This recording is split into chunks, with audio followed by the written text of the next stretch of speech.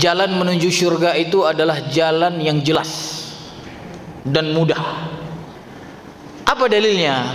Ya, dalam sebuah hadis ya yang disebutkan oleh Imam Muslim ya dari Abi Abdullah Jabir bin Abdullah Al-Ansari radhiyallahu anhuma ya.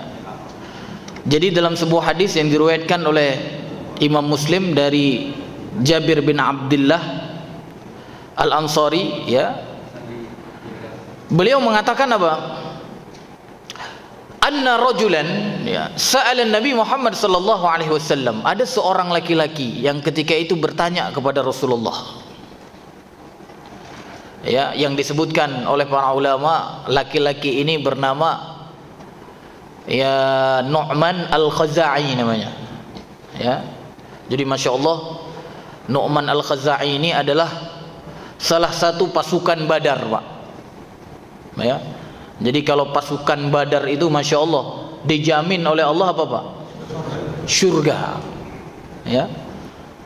Jadi di antara 300, berapa jumlah pasukan Badar? 313 ya pasukan Badar. Nah salah satunya adalah Nu'man Al-Khaza'i ya.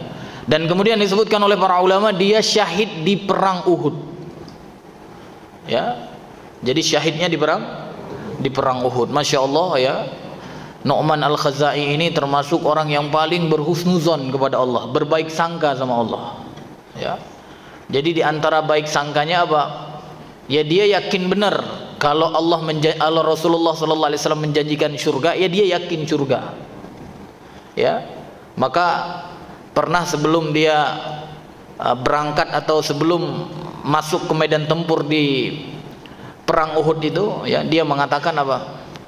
Wallahi, ya, demi Rabb, ya, demi Rabbku yang Maha Agung katanya. Ya, tidak akan terbenam matahari kecuali apa? Aku akan melangkahkan kakiku yang pincang ini di taman surga katanya gitu. Kalau orang yang enggak husnuzon sama Allah, enggak mungkin dia mengatakan seperti itu kan? Dia pasti mengatakan, "Ah, mungkin aku nanti akan masuk ke dalam surga." Tapi dia subhanallah, dia bersumpah, "Wallahi, ya, demi Rabbku yang Maha Agung, ya, tidak akan terbenam matahari." Arti matahari di perang Uhud itu gitu. Ya. Kecuali apa? Ya, aku akan ya menapaki ya taman surga dengan kakiku yang pincang ini. Ya. Dan kemudian setelah ya beliau mendapatkan syahidnya ya di perang Uhud, Rasulullah pun mengatakan apa, Pak? Ya. Dia itu ya, yaitu Nu'man Al-Khaza'i tadi adalah seorang yang paling husnuzon kepada Allah, baik sangka sama Allah. Makanya ada hadis kan, Pak ya, Innallaha ala zanni abdi, kan gitu kan? Ya, inda zanni abdi, ya. Jadi sesungguhnya Allah itu tergantung apa? Prasangka hambanya gitu. Ya. Jadi ketika itu setelah dia syahid, Rasulullah sallallahu alaihi wasallam pun mengatakan apa? Aku telah melihat dia ya berjalan di taman surga dan kakinya ketika itu tidak lagi pincang. Subhanallah. Ya. Tadi dia cuma apa? Ya zon. Tapi kemudian setelah dia syahid, Rasulullah mengatakan, aku telah melihat dia. Ya, di mana, Pak? Ya, di taman surga dan kakinya tidak lagi pincang. Masya Allah, Pak. Jadi nanti di surga nggak ada lagi yang pincang, yang sakit, semuanya semua sehat. Ya, yang tua juga nggak ada lagi, Pak. Ya, jadi beruntung kita, Pak ya. Di dunia sempat tua, di surga muda lagi. Gitu. Ya. Bapak Ibu yang dirahmati Allah, inilah yang disebut di dalam hadis tadi ya, bahwa seorang laki-laki yang bertanya kepada ya Rasulullah sallallahu alaihi wasallam ya, yang saat itu dia mengatakan apa? Ar-ra'aita, apa pendapatmu? Idza shallaitul maktubat wa sumtu ramadan ya wa ahlaltul halal wa haramtul haram wa lam azid ala dzalika syai'a, katanya. Ya. Apa pendapatmu wahai Rasulullah, kata Nu'man Al-Khaza'i tadi. ya, kalau aku telah mengerjakan salat yang 5 waktu. Ya, idza shallaitul maktubat. Ya, jadi salat 5 waktu aku kerjakan. Subuh, zuhur, asar, maghrib, isya. Habis itu apa? Wasumtu Ramadan, dan aku puasa di bulan Ramadan. Wa ahlaltul halal. Ya, dan kemudian aku halalkan yang telah dihalalkan oleh Allah.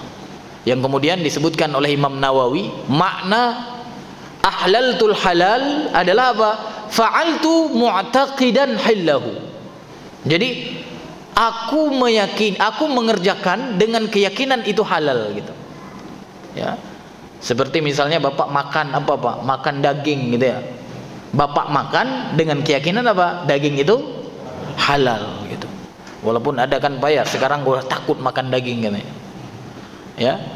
Enggak mau makan lagi ya. Padahal dia yakin halal. Nah, tetapi apa kata Imam Nawawi tadi? Yang dimaksud dengan ahlaltul halal maknanya apa?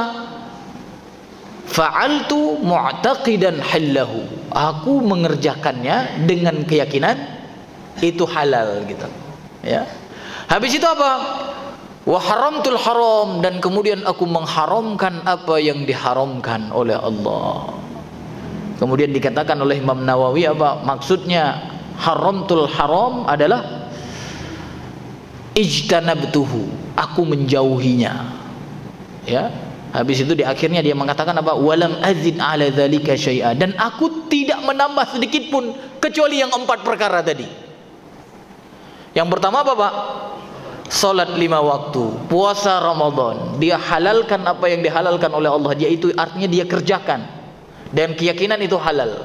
Dan kemudian dia haramkan apa yang diharamkan oleh Allah, yaitu dia jauhi apa yang diharamkan oleh Allah, dan dia tidak menambah sedikit pun yang lainnya.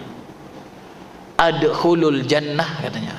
Apakah aku masuk surga? Kata kita. Apa kata Rasulullah Pak? Naam katanya. Iya. Ya. Makanya Dr. Mustafa Dib tadi mengatakan apa Pak? Jalan ke surga itu jelas. Jadi kalau Bapak sholat 5 waktu, Masya Allah. Ini 5 waktu begini Pak di sini ya? Atau maghrib saja? Nah, karena di tempat saya maghribnya penuh gitu ya. Tapi kalau subuh, asar, kadang-kadang zuhur nggak ada azan, itu di kampung, bukan di sini. Ya. Ya, kadang azan asar ada, ya zuhurnya nggak ada. Kadang zuhurnya ada, azan asarnya tidak ada. Ya. Jadi kalau Bapak sudah sholat 5 waktu, Masya Allah. Ya. Kemudian apa?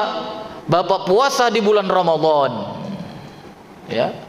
Habis itu Bapak halalkan apa yang dihalalkan oleh Allah. Artinya Bapak kerjakan dengan keyakinan itu halal.